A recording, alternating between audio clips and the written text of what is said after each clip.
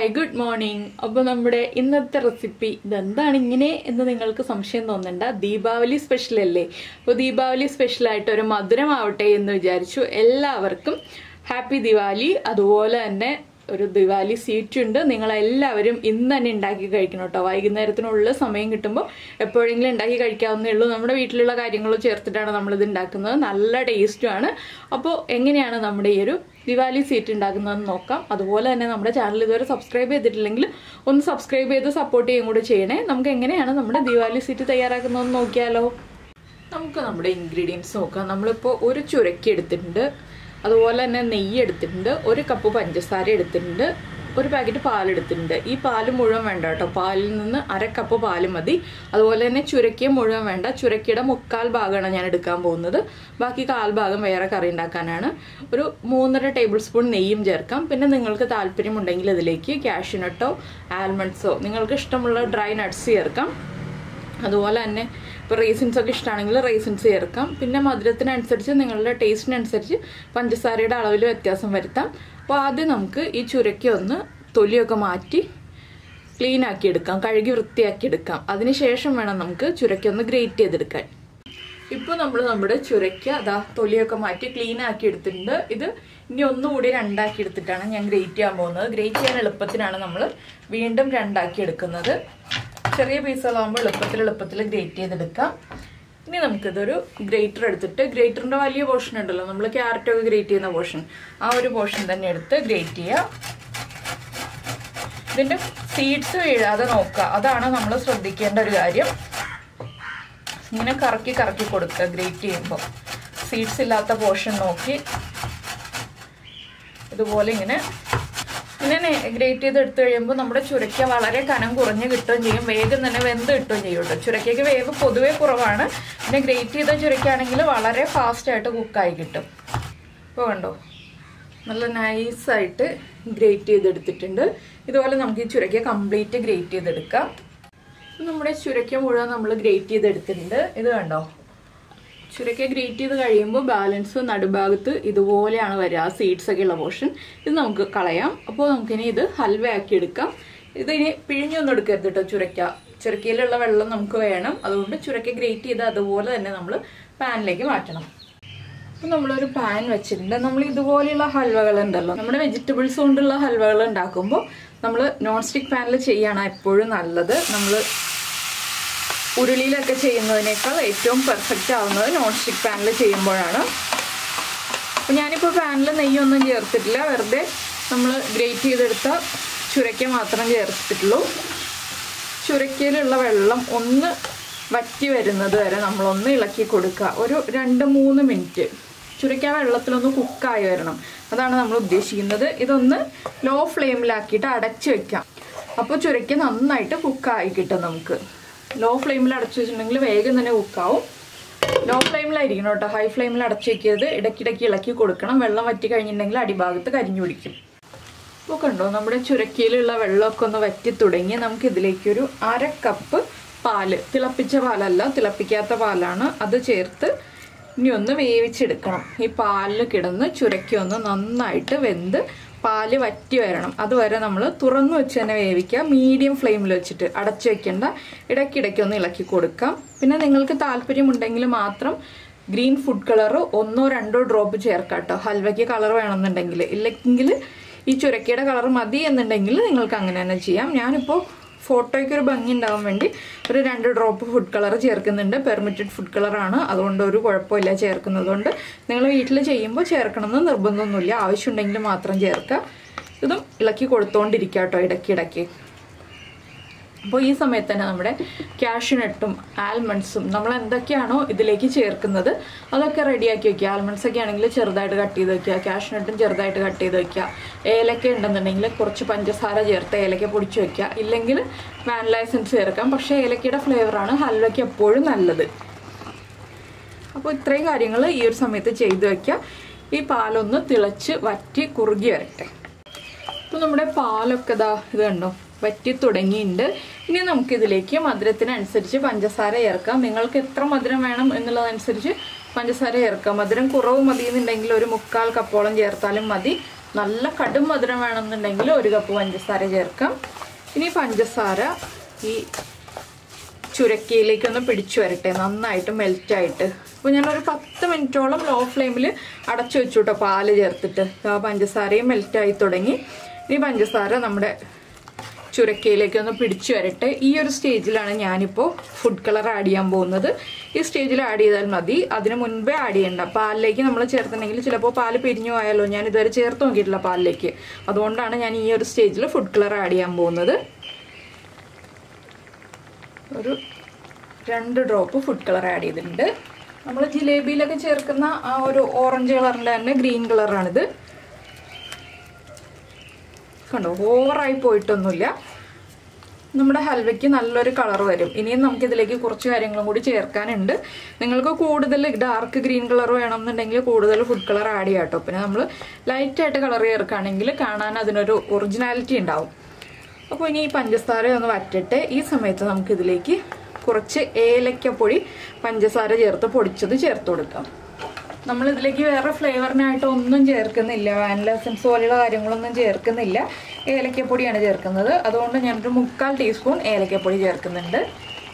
ഏലക്കപ്പൊടിയും കൂടി ചേർത്ത് നന്നായിട്ടൊന്ന് ഇളക്കി മിക്സ് ചെയ്യുക. അതുപോലെ തന്നെ മധുരം ഒന്ന് ടേസ്റ്റ് ചെയ്ത് നോക്കുക. മധുരം കുറവാണെങ്കിൽ ഈ ഒരു സ്റ്റേജിൽ തന്നെ വീണ്ടും പഞ്ചസാര ചേർത്ത് കൊടുക്കാം. പിന്നെ നമ്മൾ മധുരം ഒന്ന് ബാലൻസ് ചെയ്യാനായിട്ട് 1 പിഞ്ച് ഉപ്പും കൂടി ചേർക്കണം. അപ്പോൾ നമ്മുടെ മധുരം ഓവറായിട്ട് നമുക്ക് ഇങ്ങനെ മടുത്തു പോകുന്ന പോലെയുള്ള മധുരം ഉണ്ടാവില്ല. അതൊക്കെ ഈ പാല് വറ്റി കഴിഞ്ഞിട്ട് മാത്രമേ ചേർക്കാൻ പാടുള്ളൂ കേട്ടോ. 1 പിഞ്ച് ഉപ്പ് ചേർത്തിട്ടുണ്ട്. ഇനി ഇത് വീണ്ടും ഇളക്കി മിക്സ് ചെയ്യുക. പിന്നെ നിങ്ങളുടെ കയ്യിൽ പാൽപ്പൊടി ഉണ്ടെന്നുണ്ടെങ്കിൽ ലാസ്റ്റ് പാൽപ്പൊടി ചേർത്ത് കൊടുക്കാം. പാൽപ്പൊടി ഇല്ല കയ്യിലെന്നുണ്ടെങ്കിൽ ആദ്യമേ നമ്മൾ 1/2 കപ്പ് പാല് ചേർത്ത് ചുരക്ക വേവിച്ചെടുത്തില്ലേ, അതിന് പകരം 1 പാക്കറ്റ് പാല് 1/2 ലിറ്റർ പാല് ചേർത്ത് തന്നെ ചുരക്ക വേവിച്ചെടുക്കുക. പാൽപ്പൊടി ഇല്ലാന്നുണ്ടെങ്കിൽ. രണ്ടും ഓപ്ഷനിലാണ്. താല്പര്യമുണ്ടെങ്കിൽ ചെയ്താൽ മതി, പാൽപ്പൊടി എന്നുള്ള കാര്യവും ഫുഡ് കളർ എന്നുള്ള കാര്യവും. അപ്പോൾ ഇപ്പോൾ നമ്മൾ ഫുഡ് കളർ ചേർത്തതായിട്ട് തോന്നുന്നുണ്ടോ? ഒട്ടും തന്നെ തോന്നുന്നില്ല. നമ്മുടെ ചുരക്കയുടെ ആ ഒരു നാച്ചുറൽ കളർ തന്നെയാണ് ഉള്ളത്. അപ്പോൾ ഇനി ഈ പഞ്ചസാര ഒന്ന് വറ്റി വരട്ടെ. ഞാനൊന്ന് ടേസ്റ്റ് ചെയ്ത് നോക്കട്ടെ മധുരമൊക്കെ മതിയോ എന്നുള്ളത്. ഇല്ലെങ്കിൽ നമുക്ക് വീണ്ടും മധുരം ചേർത്ത് കൊടുക്കണം. അപ്പോൾ നമ്മുടെ ഹൽവയിലുള്ള പഞ്ചസാരയൊക്കെ ഒന്ന് മെൽറ്റായി വറ്റി വരുന്നുണ്ട്. ഞാനപ്പോൾ മധുരം നോക്കിയപ്പോൾ കുറച്ച് കുറവായിരുന്നു. അതുകൊണ്ട് ഒരു 2 ടീസ്പൂൺ പഞ്ചസാരയും കൂടി ചേർത്തിട്ടുണ്ട്. ഇനി ഇതിലേക്ക് നമുക്ക് കുറച്ച് നെയ്യ് ചേർത്ത് കൊടുക്കാം. ഹൽവ എന്ന് പറയുമ്പോൾ തന്നെ നെയ്യ് ചേർത്താൽ പെർഫെക്റ്റ് ആവുള്ളൂ. ഞാനിപ്പോൾ ഒരു 1.5 ടീസ്പൂൺ നെയ്യ് ചേർത്തിട്ടുണ്ട്. നെയ്യിലിട്ട് വരട്ടിയൊന്നും എടുക്കണ്ട കേട്ടോ, നമ്മൾ നെയ്യ് ചേർക്കുക എന്ന് മാത്രമേ ഉള്ളൂ.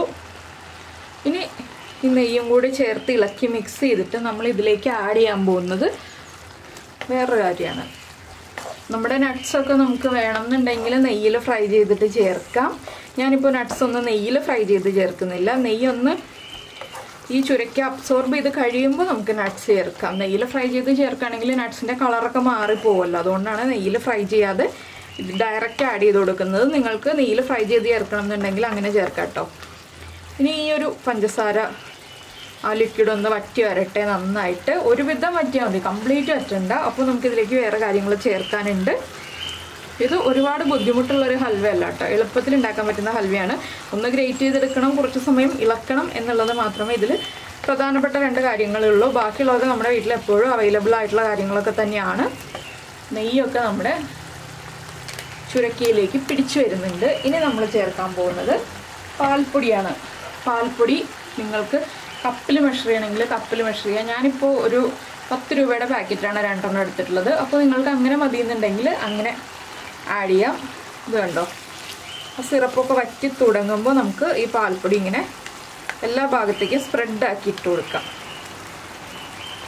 പാൽപ്പൊടി ഇല്ലാന്നുണ്ടെങ്കിൽ ഞാൻ പറഞ്ഞ പോലെ തന്നെ പാല് ചേർക്കാം കേട്ടോ. ചില ആളുകൾ വീട്ടിൽ എപ്പോഴും പാൽപ്പൊടി കരുതില്ല. ഞങ്ങളൊന്നും വീട്ടിൽ പാൽപ്പൊടി അങ്ങനെ വാങ്ങിക്കാത്ത ആളുകളാണ്. അപ്പോൾ പാൽപ്പൊടി ഇല്ലാന്നുണ്ടെങ്കിൽ നമുക്ക് 1/2 ലിറ്റർ പാലിൽ തന്നെ ചുരക്കി വേവിച്ചെടുക്കാം. പാൽപ്പൊടിയും കൂടി ചേർന്ന് മിക്സായി ചുരക്കയിലേക്ക് ഒന്ന് അബ്സോർബായി വരണം. ഇനി ഇത് വീണ്ടും ഒന്നുകൂടി ഒന്ന് ഡ്രൈ ആവണം. അപ്പോൾ 1 പാക്കറ്റ് പാൽപ്പൊടിയിൽ നിർത്തില്ല നമ്മൾ, ഇനിയും പാൽപ്പൊടി ചേർക്കാനുണ്ട്. ഇപ്പോൾ ഞാൻ 1 പാക്കറ്റ് ചേർത്തത് ആ പാൽപ്പൊടിയുടെ ഫ്ലേവറൊക്കെ നന്നായിട്ട് പിടിച്ചു കിട്ടാനാണ്. വീണ്ടും നമ്മളിതെല്ലാം വറ്റി കഴിയുമ്പോൾ പാൽപ്പൊടി ചേർത്ത് കൊടുക്കണം. ഈ ഒരു സ്റ്റേജിൽ നമുക്ക് കുറച്ച് കാഷ്യൂനട്ടും ആൽമണ്ട്സും ചേർത്ത് കൊടുക്കാം. ഞാനിപ്പോൾ കുറച്ചേ ചേർക്കുന്നുള്ളൂ.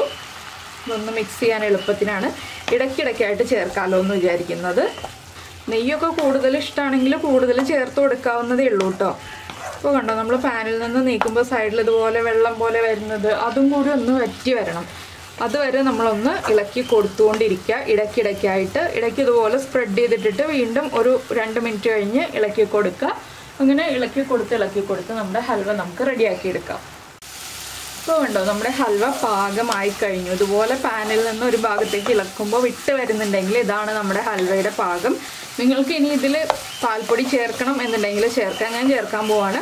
പാലിലാണ് നമ്മൾ ഈ ചുരക്ക മുഴുവൻ വേവിച്ചെടുത്തതെന്നുണ്ടെങ്കിലും കൂടുതൽ സമയം ഇളക്കി കൊടുക്കണം. ഈ ഒരു പാകത്തിൽ പാനിൽ നിന്ന് വിട്ട് വരുന്ന പാകമാവുന്നത് വരെ ഇളക്കിക്കൊണ്ടിരിക്കണം കേട്ടോ. അതിനുശേഷം വേണം പഞ്ചസാരയും നെയ്യും ഏലക്കപ്പൊടിയൊക്കെ ചേർക്കാനായിട്ട്. പാല് നന്നായിട്ട് വറ്റി വന്നതിന് ശേഷം. അപ്പോൾ പാല് ചേർത്തുണ്ടാക്കുന്നതിനേക്കാൾ എളുപ്പം പാൽപ്പൊടി ചേർത്തുണ്ടാക്കുന്നതാണ്. നമ്മൾ കുറച്ച് സമയം ഇളക്കി കൊടുത്താൽ മതി. ഇതിലേക്ക് നമുക്ക് അടുത്ത പാക്കറ്റ് പാൽപ്പൊടിയും കൂടി ചേർത്ത് കൊടുക്കാം. ഇതിൻ്റെ കൂടെ തന്നെ നമ്മുടെ കുറച്ചുകൂടി കാഷ്നട്ടും ആൽമണ്ട്സും ചേർത്ത് കൊടുക്കാം. 1 ടീസ്പൂണും കൂടി നെയ്യും കൂടി ഞാൻ ചേർത്ത് കൊടുക്കുന്നുണ്ട്. ഒരു വലിയ ടീസ്പൂൺ നെയ്യും കൂടി ചേർത്ത് കൊടുക്കുന്നുണ്ട്. ഇനി ഇതെല്ലാം ചേർത്ത് നന്നായിട്ട് ഇളക്കി ഒന്നുകൂടി മിക്സ് ചെയ്തെടുക്കുക.